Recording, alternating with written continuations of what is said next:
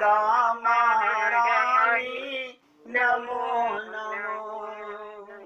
श्री रंग जी पटरानी नमो नमो। श्री रंग जी पटरानी नमो नमो। गोदा महारानी नमो नमो। श्री रंग जी पटरानी नमो नमो। श्री रंग जी पटरानी नमो नमो। भावना से कहिएगा, श्री गोदा जी चली प्रीतम से मिलने। आप भी आत्मा से निकलकर भगवान से मिलने के लिए चलो। देखिएगा, बटशाही भगवान मंदिर में विराजमान, और वहां से साक्षात्कार भगवान भावना से सिंहासन पर आकर विराजमान होते हैं पाणी ग्रहण संस्कार करने के लिए। तो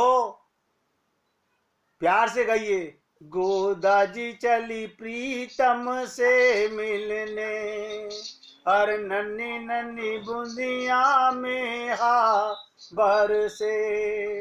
नन्ही नन्ही बूंदिया में हा बरसे।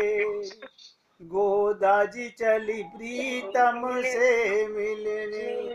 ये सब मैं क्यों आप लोगों से कहना चाह रहा हूं कि आपके हृदय में ये भावनात्मक मिलन होना चाहिए। जैसे सीतारामाचार्य जी ने कहा, फिर आप ही वो मधुर मूर्ति अंक भर लिपटाएगी।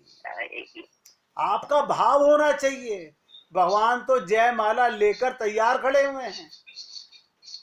अपने को शरीर मान करके आप भगवान से नहीं मिल पाओगे। आत्मा से मिलन होता है। आत्मा को श्रृंगार कीजिए, परमात्मा के चरणों में ले चलिए। और देखिएगा, जैसे ये भाव बटशाही भगवान से उतर के भगवान श्री कृष्ण सिंहासन पर विराजमान होते हैं, तो सारी सखियां गोदा जी के इस भाव से भावनात्मक क्या गाने लगी। आप भी मन में भाव लाइए, जैसा मैं भी बता रहा था। जमुना जल में केशर घोलो, स्नान कराओ श्री गोदा। जमुना जल में केशर घोलो, स्नान कराओ श्री गोदा। हल्के हाथ से उबटन करके लाड़ लड़ाऊं श्री गोदा।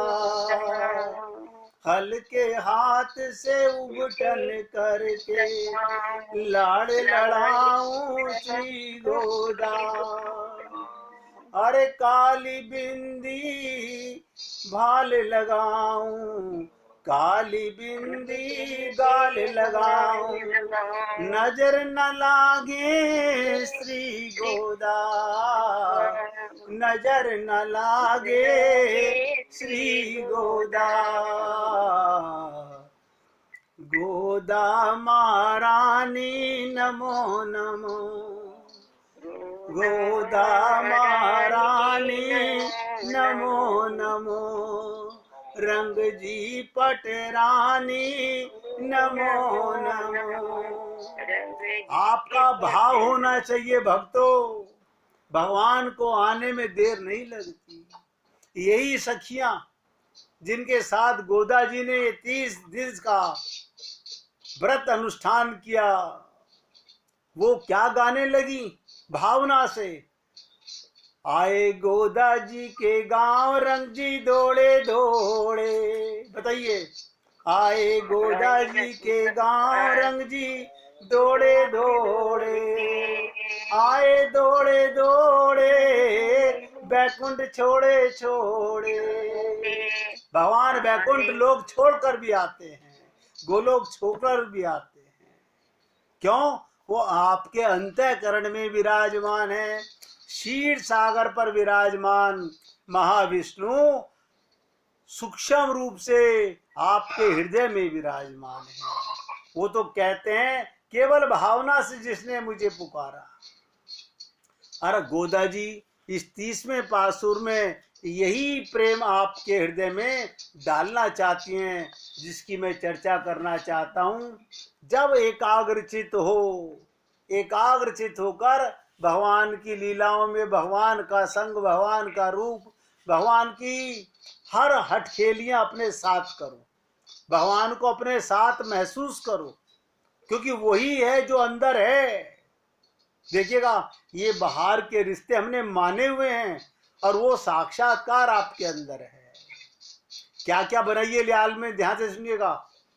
जो गोपियों का श्याम सुंदर के साथ रास विलास में मिला था, इसी प्रकार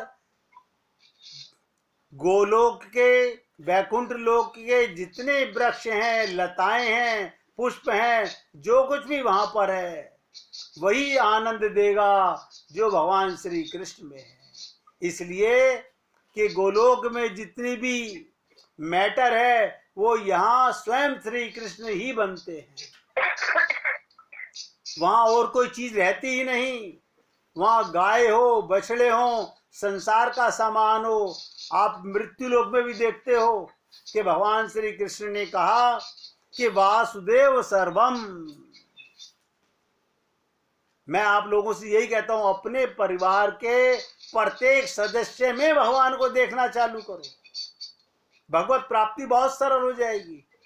गोपियों के पास और कोई महिमा नहीं थी। जित देखूं तित श्याममयी है। आंख की पुतली में भगवान को बसा लो तो वही नजर आएगा। लाल चश्मा लगाते हो तो सारी दुनिया लाल दिखने लगती है, काला लगाते हो तो काली दिखने लगती है, हरा लगाते हो तो हरी लगने लगती है। तो आप अपनी आंख पर राधा कृष्ण के, लक्ष्मी नारायण के, राम सीता के नाम का चश्मा लगाओ, फिर आप गाएंगे जित देखूं तित श्याममयी है। लेकिन गोलोक में प्रवेश हम नहीं कर सकते। कब तक? जब तक भावनात्मक भगवान से संबंध नहीं स्थापित कर लेंगे, जब तक परम पद नहीं हो जाएगा। तो अभी तो यहाँ मृत्यु लोक में रहते हुए भगवान के साथ रोकर पुकारो, आंसू बहाओ, हे श्याम सुंदर ऐसी कृपा करो, मैं आपके लोक में प्रवेश करके आपके दिव्य आनंद का अनुभव कर सकूं। ये वियोग का रूप ध्यान। कभी हंसिए प्रभु के साथ, कभी हटखेलिया कीजिए भगवान के साथ, प्रत्येक लीला भगवान के साथ कीजिए। कोई मत कहिए। आज भी कैलकाटा के अंदर एक राधा संप्रदाय है। वो रात्रि को जब सोते हैं, भगवान श्री कृष्ण को अपने पलंग पर साथ सुलाते हैं। आप राधा तो बनो। भगवान का मिलन कठिन नहीं है, हमारा भाव कठिन है। और देख रहा हूं कि हे प्रभु, मैं सीमा पर खड़ा हुआ हूं कि श्याम सुंदर आए, ये किशोरी जी आए, ये लीला हो रही है, ये गोपियां आई, ये मेरे गुरुदेव आए, इत्यादि मिलन का बार बार रूप ध्यान करो। देखिएगा, आप सब अधिकारी हैं। कोई जीव जिसे मनुष्य शरीर प्राप्त हुआ है, प्रत्येक जीव अधिकारी है भगवत प्राप्ति का। बस मन मंथन करना सीखो। तो समुद्र मंथन की लीला के द्वारा गोदा जी क्या कहती हैं कि हे केशव, तुम्हारा नाम माधव रखा गया। माँ नाम श्री जी, उनके धव पति माधव। ध्यान दीजिएगा, माँ माने श्री जी और उनके धव पति माधव। ये स्त्रियों का केश संस्कार करना भली भांति जानते हैं। भगवान, आप सोचिएगा, कभी आपका मन कर रहा है कि हे गोविंद, आज मेरे बाल आप सुलझा दो, आप इनका श्रृंगार करो। ये इस शरीर को मत लो बीच में, अपने आप को 16 वर्ष की बनाओ, दिव्य शरीर में आओ, भगवान के साथ में लीलाओं में जाओ और अपना श्रृंगार आप भगवान का और भगवान आपका करें।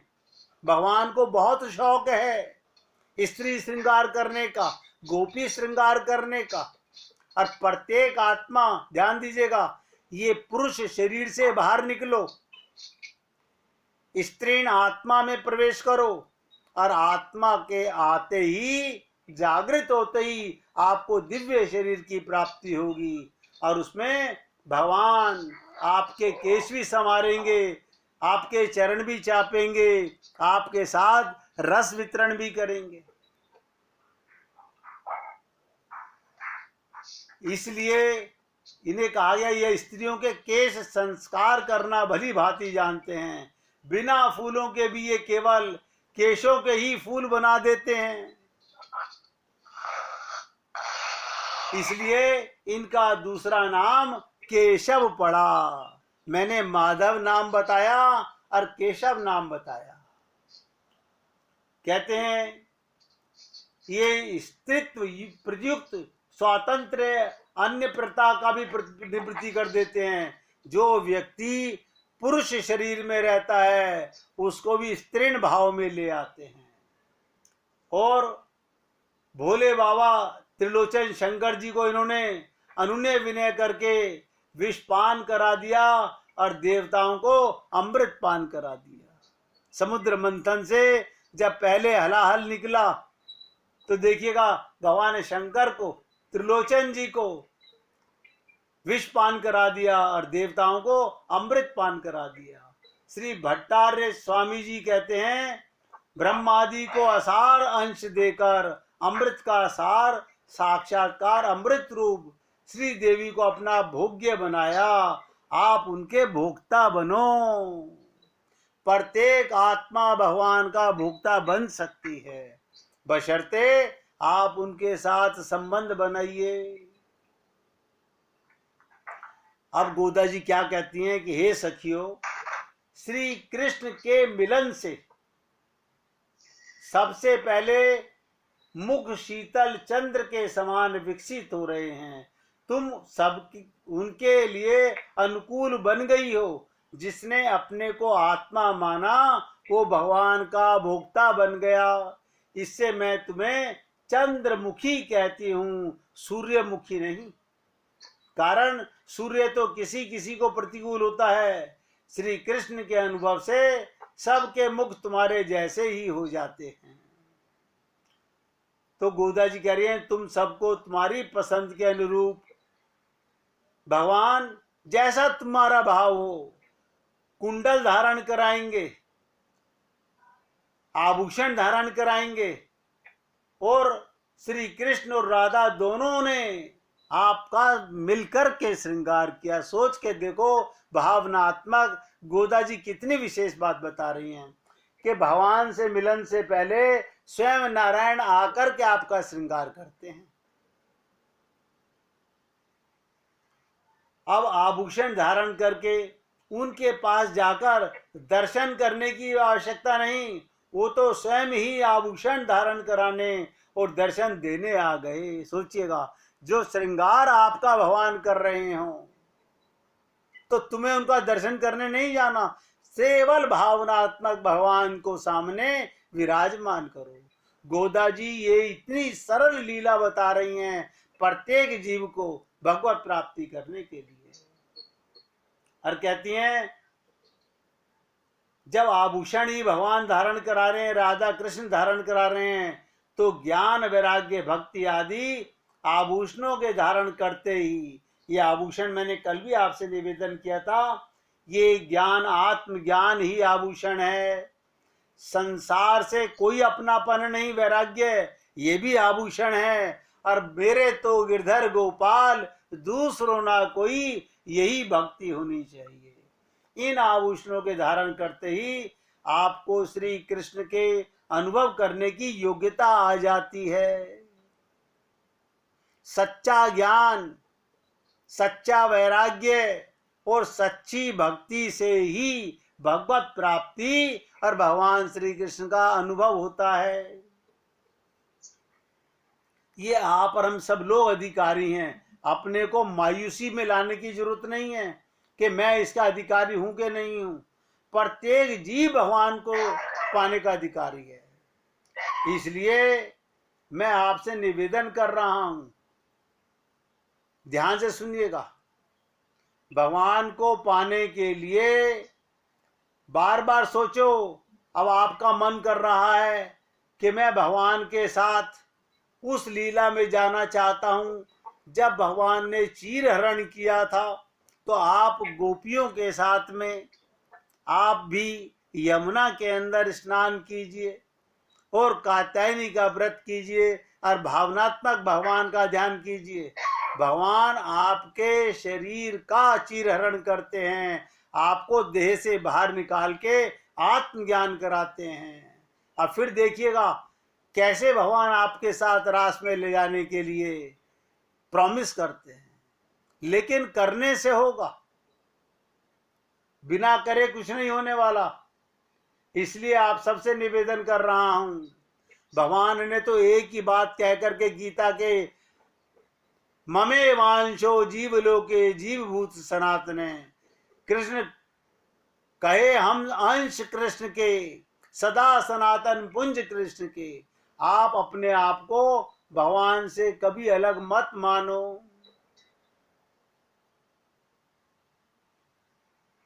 तो देखिएगा, कहते हैं श्री कृष्ण के अनुभव से जो हम सबके मुख पर कांति उदित होगी, आपके मुख पर वही तेज आएगा, वो भी एक प्रकार का सुंदर आभूषण होगा।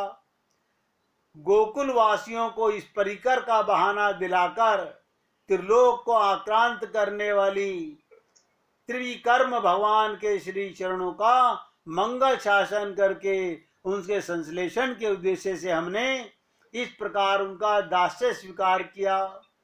और महासुरी विष्णुचित स्वामी जी की पुत्री मुझ गोदा के द्वारा कहा हुआ ये प्रबंध ग्रंथ ब्राह्मणों को महान उपकार करेगा। जो 30 दिन का पासूर कृपा करके हमारे को रसास्वादन कराए, भगवान उसको भी कहते हैं कृतार्थ करते हैं। इसलिए महासुरी विष्णुचित स्वामी की पुत्री गोदा जी स्वयं कह रही हैं, जैसे वेद व्यास ने अपने को पिता पराशर का पुत्र बताकर अपने वचन को आप्त वाक्य रूप में प्रमाणित किया, उसी प्रकार यहाँ गोदा जी स्वयं अपना नाम निर्देश करके आत्मवचन रूप ग्रंथ को प्रमाणित करती हैं। क्या कहती है गोदा जी, ध्यान से सुनिएगा।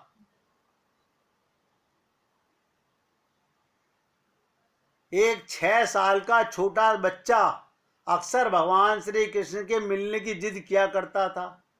उसकी चाहत थी एक समय की रोटी वो भगवान कृष्ण के साथ खाए।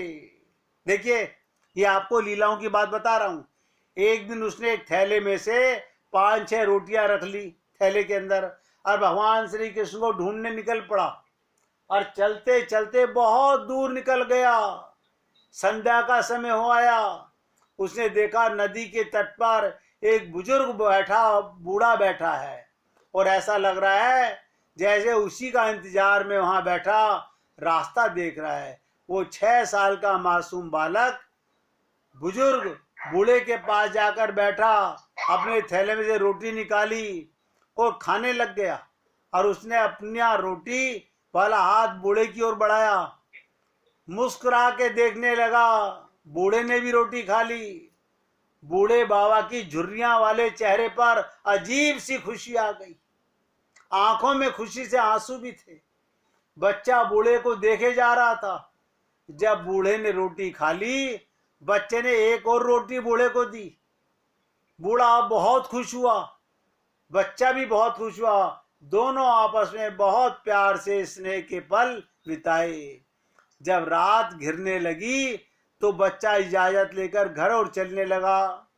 वो बार बार पीछे मुड़कर देखता तो बुजुर्ग बूढ़ा उसी की ओर देख रहा था। बच्चा घर पहुंचा तो माँ ने अपने बेटे को आया देख जोर से गले से लगा लिया और चूमने लगी। बच्चा बहुत खुश हुआ। माँ ने अपने बच्चे को इतना खुश पहली बार कभी नहीं देखा, तो कारण पूछा उससे कि बेटा आज तू इतना खुश क्यों है, ध्यान दो। तो बच्चे ने क्या कहा, माँ आज मैंने जंगल में भगवान श्री कृष्ण के साथ बैठकर रोटी खाई। आपको पता है उन्होंने भी मेरी रोटी खाई। माँ, भगवान कृष्ण बहुत बूढ़े हो गए हैं, मैं आज बहुत खुश हूं माँ। उस तरह बुजुर्ग बूढ़ा भी जब अपने गांव पहुंचा तो गांव वालों ने देखा कि बूढ़ा बहुत खुश है। उससे भी पूछा, तू इतना खुश कैसे? तो बूढ़ा बैला, मैं 2 दिन से नदी के तट पर भूखा बैठा था। मुझे पता नहीं था कि भगवान आज मुझे भोजन कराने आएंगे। आज स्वयं भगवान थैले में रोटियां रखकर लाए और उन्होंने मुझे अपने हाथ से खिलाई। आप सोचिएगा, इस लीला से आप और हम लोगों को क्या सीख लेनी चाहिए? इस कहानी का अर्थ बहुत गहरा। असल में बात सिर्फ इतनी सी है, दोनों के दिलों में भगवान कृष्ण के प्रति सच्चा प्यार था और भगवान कृष्ण ने दोनों के लिए दोनों में ही भगवान खुद को भेज दिया। जब मन भगवान कृष्ण की भक्ति में रम जाता है तो हमें हर एक में वही नजर आने लगता है। फिर आप और हम लोग क्या गाने लगते हैं?